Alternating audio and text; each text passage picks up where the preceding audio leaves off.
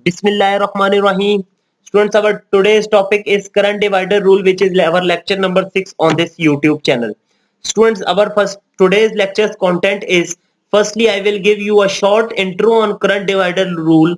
Then we will do one example regarding to current divider rule. Then lastly I will give you a practice problem as an assignment. You need to solve that problem so that you might clear your concept. Now students, we will discuss the introduction of current divider rule. Students, current divider rule is only applicable to those circuits which are connected in parallel. Why it is connected to those circuits which are connected in parallel? Because in parallel circuits, current is different and divided across all the resistors, so that we applied it in parallel. We don't apply it in series because in series current remains same across all the resistors.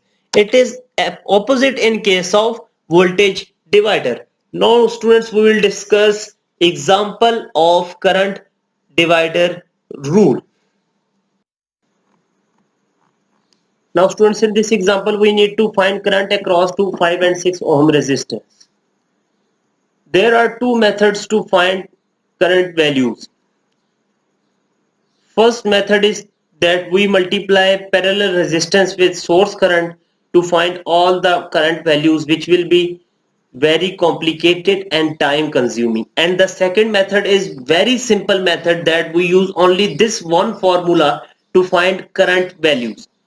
And the formula is, if we need to find current across nth resistance, which will be equals to R equivalent into I, which will be total current divided by R n nth resistance. For example, if we need to find current across R1, it will be equals to R equivalent into I divided by R1. Now students, firstly we will find the current value across R1, which will be equals to I1 is equals to R equivalent into I divided by R1. Now students, in this equation we have value of I, which will be equals to 14 ampere, and R1, which will be equals to 2 ohm. Now we don't have the value of R equivalent, so we will find that value. Here in this circuit, R equivalent is equals to R1 parallel with R2 and parallel with R3. So R equivalent will becomes 1.15 ohm. Put this value in this equation so that I1 will becomes 1.15 into 14 divided by 2, which will be equals to 8.05 ampere.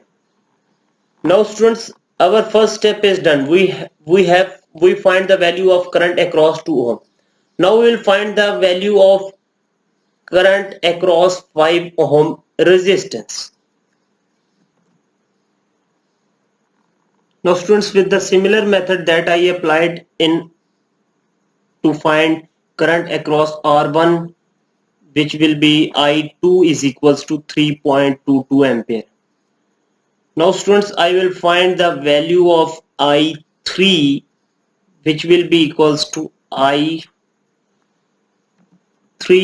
is equals to R equivalent value is 1.15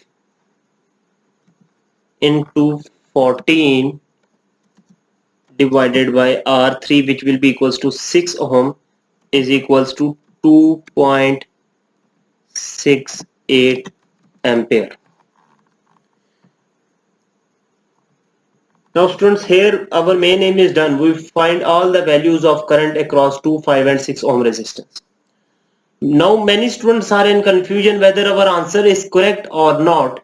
So there is a verification method. If the total current will be equals to the sum of all these three currents, then our answer is correct. If not, then our answer is incorrect. So here we will verify that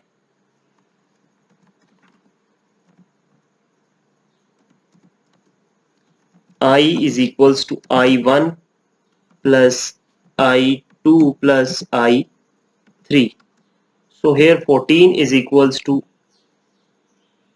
8.05 plus 3.22 plus 2.68. So we will sum all these three values. It will be equals to 14 is equals to 40. So here left hand side is equals to right hand side. So students, in this practice problem you need to find current across 20 and 6 ohm resistors with the same method that I applied in my lecture example. So solve it and give answers in this video's comment box.